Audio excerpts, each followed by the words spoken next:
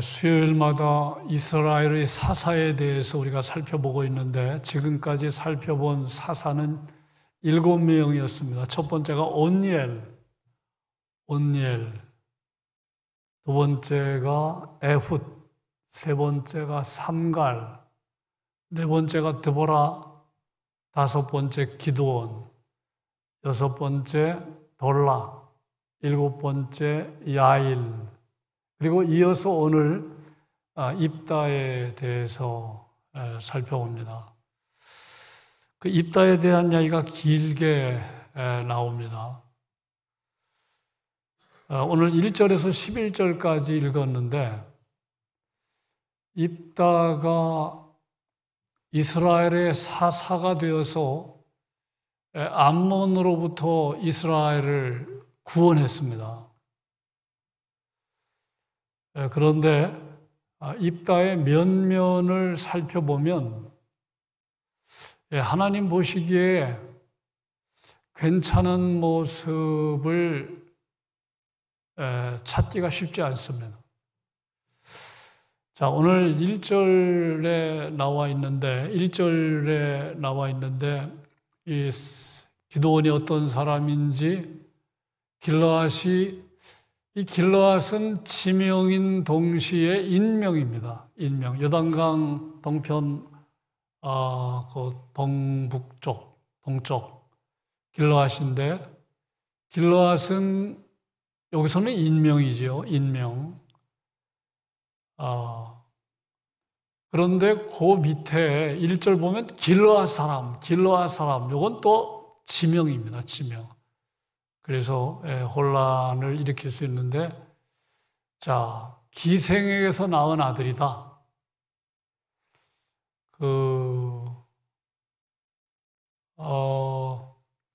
근데 우리말로는 기생이라고 되어 있지만 그 원어의 의미는 창기입니다. 창기. 몸을 파는 매춘부입니다. 출신이 시원치 않지요. 남에게 이야기하고 싶지 않은 가문입니다. 길르앗이 기생에게서 나온 아들입니다. 그러니까 당연히 적자가 아닙니다. 적자가 아니고 서자지요. 서자입니다. 그런데 2절을 보면 그 길르앗의 아내들이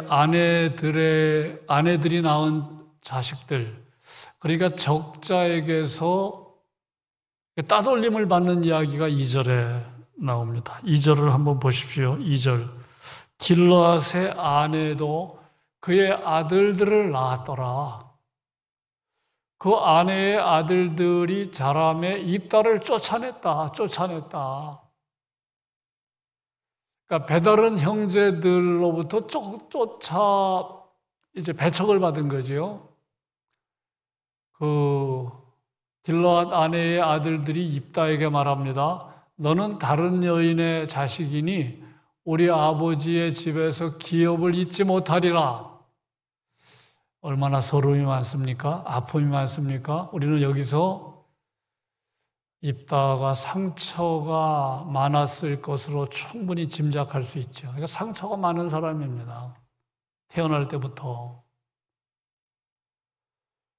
남들이 가정의 사연을 알면 참 고개를 들 수 없는 그러한 가정에서 태어난 사람이 입다인데 이복 형제들로부터 배척을 받고 쫓겨났습니다. 그래서 도망쳐서 돕당에 갔던 사람인데요. 지금은 서자라는 개념이 거의 없지만 옛날 이스라엘에서는 이것은 큰 문제거리였어요. 옛날 우리나라도 마찬가지죠. 마찬가지입니다. 서자로 태어나면 아무리 뛰어나도 출세의 길이 막혔던 적이 있었어요. 분명한 것은 상처가 많은 사람, 앞이 보이지 않은 사람, 장래에 희망을 찾을 수 없었던 사람이 입다였어요. 자, 오늘 말씀에 의하면 두 번째, 돕당으로 도망갔습니다. 돕당으로 도망을 가서 거기서 잡류들의 우두머리가 된 인물입니다. 3절에 나옵니다. 3절에 이에 입다가 그의 형제들을 피하여 도망간 겁니다. 돕당, 요단강 동편에 암몬이 있었는데 암몬 북쪽입니다. 암몬 북쪽 돕당에 거주함에 잡류가 그에게로 모여와서 그와 함께 출입했다. 여기 잡류라는 말은 건달, 백수, 불량배, 깡패 그런 사람 다 포함하는 말입니다. 그런 사람의 우두머리가 되었어요. 사람들이 입다에게로 몰려드는데, 자, 입다에게 왜 몰려들었냐면 1절에서 뭐라고 얘기했습니까? 입다는 큰 용사였다. 1절에 나오는 내용이지요. 입다는 큰 용사였다. 쉽게 말하면 주먹개나 썼던 것 같아요. 힘이 좋았던 것 같아요. 장사였던 것 같습니다.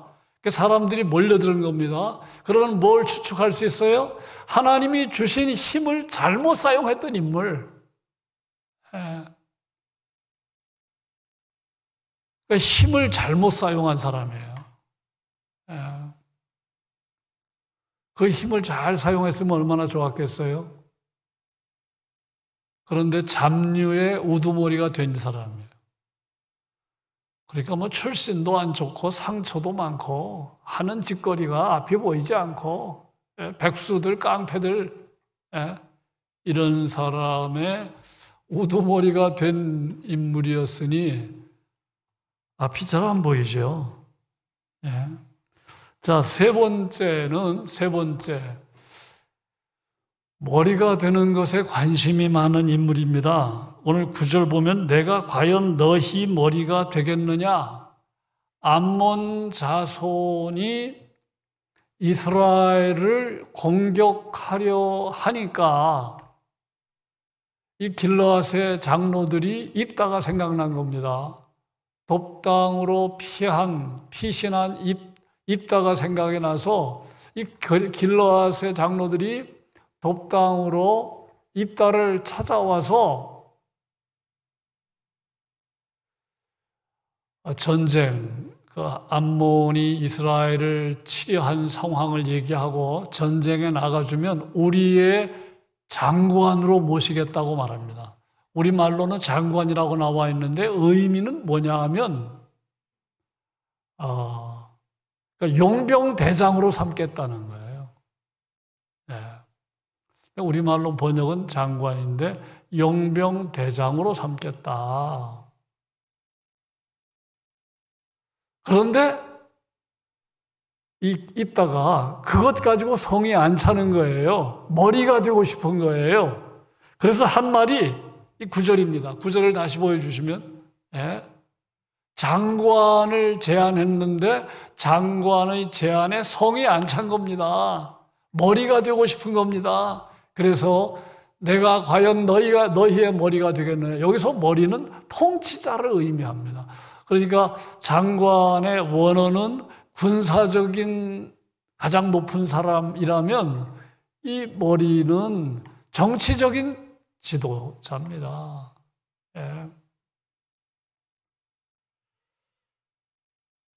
여기서 우리는 무엇을 할 수가 있습니까?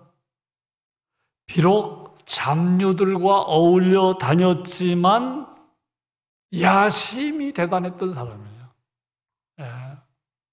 여러분 이런 사람 괜찮아요?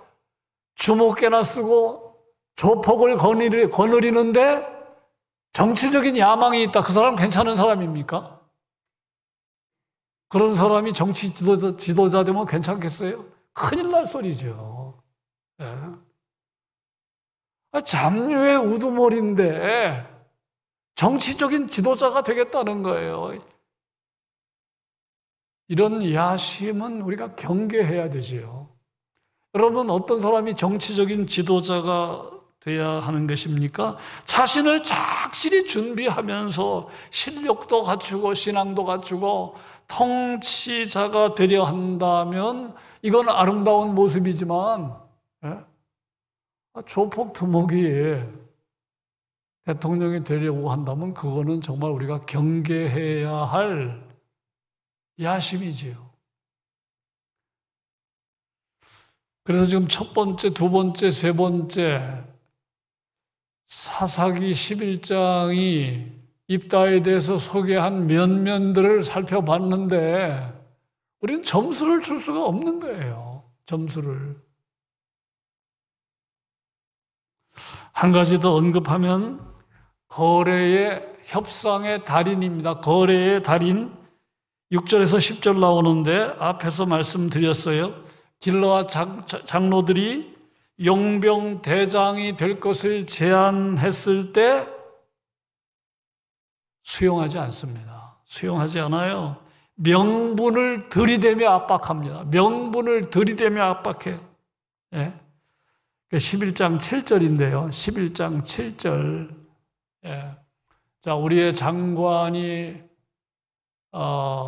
되면 좋겠다. 그러니까 뭐라고 말합니까? 한번 같이 읽으실까요? 입다가 길르앗 장로들에게 이르되 너희가 전에 나를 미워하여 내 아버지의 집에서 쫓아내지 아니하였느냐? 이제 너희가 환난을 당하였다고 어찌하여 내게 왔느냐 하니라. 예. 정확하게 말하면 길르앗 장로들이 쫓아낸 게 아니고 배다른 형제들이 쫓아냈지만 이 길르앗 장로들이 울타리가 되어 주었던 모양입니다. 협상을 하잖아요. 거래를 하잖아요. 장관이 되어달라고 말하니까 명분을 들이댑니다. 그러니까 길르앗 장로들이 조금 더 격상해서 제안하지요.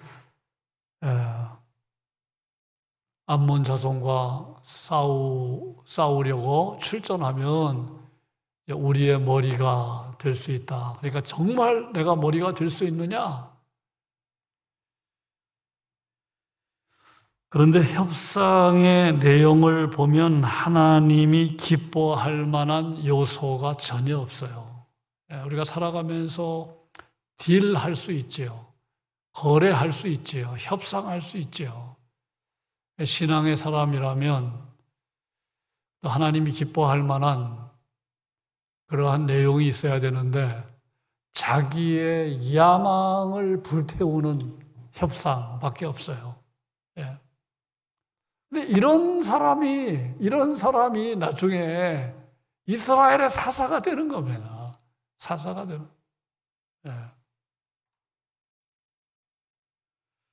그래서 우리는 입다를 주목 안 할 수가 없지요. 출신도 안 좋고 상처도 많고 잘못된 야심으로 가득 차고 힘을 잘못 사용하는 인간 입다. 입다에게 점수를 줄 것을 굳이 찾는다면 첫째는 배다른 형제들로부터 쫓겨날 때에 바락바락 대들지 않았어요. 쫓겨나는 것을 현실로 받아들이고 그냥 쫓겨났어요. 이 부분을 제가 한번 찾아봤어요. 힘이 큰 용사라고 그랬잖아요. 큰 용사라고. 근데 배달은 아비멜렉 같은 경우에는 자기가 통치자가 되려고 이복 형제 70명 죽이거든요. 일단은 괜찮은 게 뭘까 한번 그냥 눈을 씻고 한번 찾아보니까 이게 발견되더라고요. 형제들로부터 쫓겨날 때에 바락바락 대들지 않았다. 쫓겨나는 것이 괴로운 현실이지만 그대로 받아들였다. 이 점은, 이 부분은 점수를 좀 줄 수 있지 않겠는가. 오늘 많은 사람들이 괴로운 현실도 현실인데 잘 받아들이지 않잖아요. 그렇죠? 그거 쉽게 받아들이지 않습니다. 내가 원하는 건 성공이었는데, 내가 원하는 건 합격이었는데, 실패하면, 불합격하면 그게 현실이잖아요. 내가 원하는 건 아니지만 현실이잖아요. 빨리 받아들여야 되는데 받아들이지 않습니다. 암 진단을 받으면 그게 현실이잖아요. 잘 받아들이지 않습니다. 잘 받아들이지 않고 어떻게 해요? 예? 혹시 오진한 거 아닌가? 하나님, 내가 뭘 잘못했길래? 많은 사람들이 그 싸움 합니다. 예. 사고가 났다면 그게 현실이잖아요. 예? 그러면 현실을 받아들이고 거기서부터 생각하고 거기서부터 시작해야 되는데 그게 잘 안 돼요. 예. 그런데 입단은 찾아보니까 이런 점은 있었어요. 큰 용사인데 같이 대항해서 싸우지 않았습니다. 네. 자, 두 번째는 이제 돕당으로 가서 잡류들의 두목이 되었을 때 형제들을 향하여 복수의 칼을 갈지 않았어요. 네. 세상적인 조건은 정말 좋지 않았는데 또 이런 점은 찾아볼 수 있었어요. 그러다가 기회가 온 거죠. 네, 기회가 온 겁니다. 길르앗의 방백들, 장로들이 입다를 찾아왔어요. 잘못 살고 있는데도 기회가 왔어요. 중요한 건 그것입니다. 잘못 살고 있는데 기회가 왔어요. 네. 우리 모두에게 기회가 찾아오죠. 기회가 찾아옵니다. 그 기회를 포착해야 되는데 많은 사람들이 기회를 포착하지 못합니다. 중요한 거는 입다가 잘못 살고 있었는데도 기회가 왔다. 기회가 왔다. 누구에게나 기회는 반드시 찾아옵니다. 그때 지혜로운 사람은 기회를 잡는 사람이고 미련한 사람은 기회를 붙잡지 못하는 사람이죠. 한 가지 더 찾아봤는데 명분을 내세우긴 했지만 거기에 끝까지 머무르지 않았어요.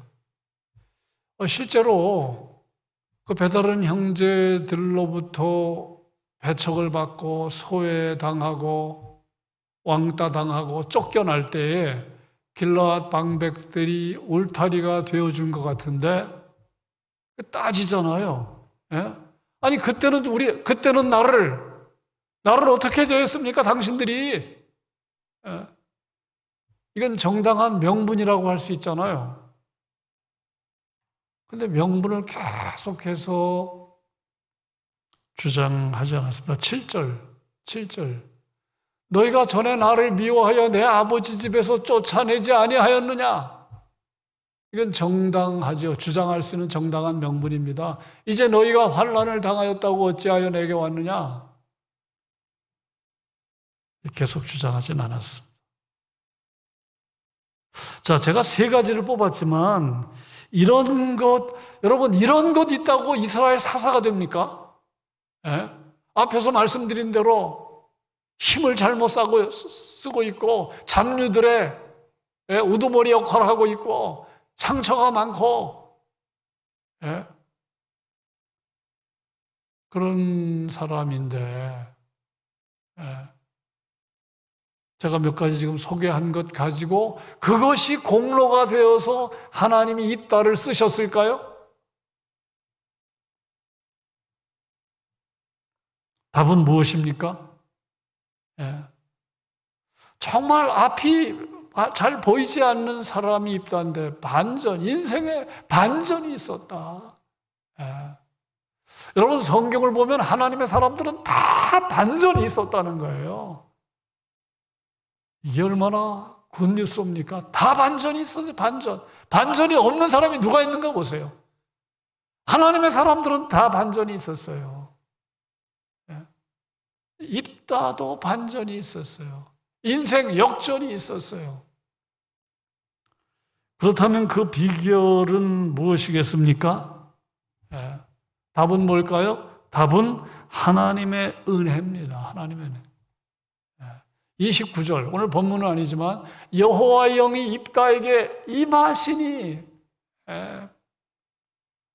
이 사건 때문에 입다는 이스라엘의 사사가 된 것입니다. 그러니까 머리로는 계산이 안 돼요.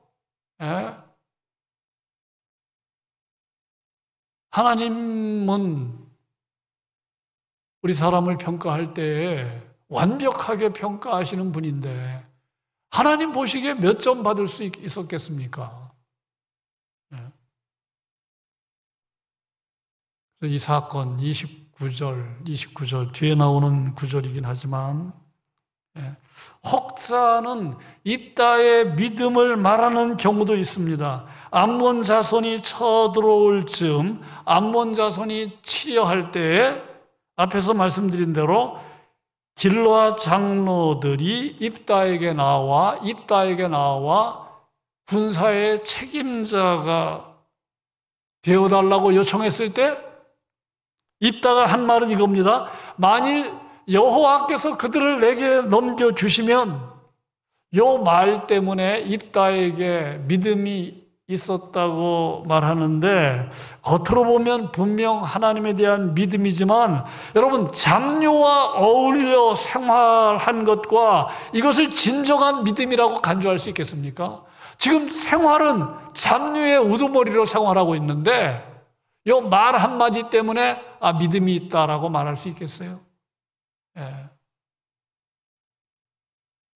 그렇게 보기가 어려운 거예요.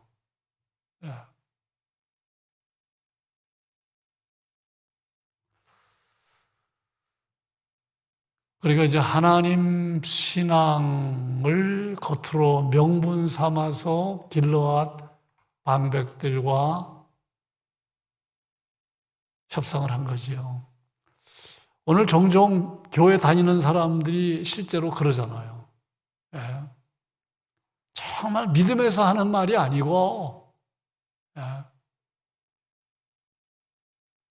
누가 기도 부탁하면 기도하겠습니다. 정말 기도하십니까? 우리 그냥 습관적으로 신앙의 언어를 쓰는 경우가 얼마나 많은지 몰라요. 그래서 제가 얼마 전부터는 교육자 카톡방에 어느 교육자가 목사님 이런 분 위해서 기도해 주세요. 그럼 저는 즉석에서 그 자리에서 기도문을 작성해서 올립니다. 그런데 그 생각이 있어서 그러는 거예요. 차 타고 가다가도 누가 기도 부탁하면 우리 기도합시다 그러고 옆에 당목사가 있으면 지금 운전하면서 바로 기도합니다. 그러니까 우리가 그냥 신앙적인 언어, 정말 마음으로부터 하는 얘기가 아니고 그런 경우가 있죠. 그 11절도 입다의 믿음의 근거로 보기도 하는데 이 행동도 마찬가지예요. 나중에 이제 협상이 끝났을 때 입다가 취한 행동이 11절에 나오는데 이것도 따져보아야 할 이야기입니다. 여러분 지난주 말씀드린 것을 기억하시기를 바랍니다. 믿음이 중요하지만 기도가 중요하지만 우리의 노력이 중요하지만 더 우선적인 건 하나님의 은혜입니다. 하나님의 은혜. 기도해서 응답받았다 반쪽만 하는 거예요. 내가 기도해서 응답받았다 반쪽만 하는 겁니다. 응답받았다면 기도가 전부가 아닙니다. 내가 믿어서 구원받았다. 그 반쪽만 아는 겁니다. 너희가 그 은혜에 의하여 믿음으로 말미암아 구원 얻은 거다. 성경은 믿음만 얘기 안 해요. 내가 노력해서 오늘 내가 된 거지 큰일 날 소리입니다. 눈에 보이지 않지만 하나님의 은혜가 있었다는 거. 어떻게 세상적으로 출신도 안 좋고 상처도 많고 힘을 남용하고 불량배들과 어울려 다니는 입다가 이스라엘의 사사가 될 수 있었겠습니까? 전적인 하나님의 은혜. 그래서 믿음 공로주의에 빠지면 안 돼요. 기도 공로주의에 빠지면 안 돼요. 그래서 간혹 부흥사들이, 목사님들이 기도하면 다 됩니다. 조심해야 할 일입니다. 기도하면 다 됩니다. 이거는 무슨 얘기예요? 인간이 노력만 하면 다 된다는 거 아니에요?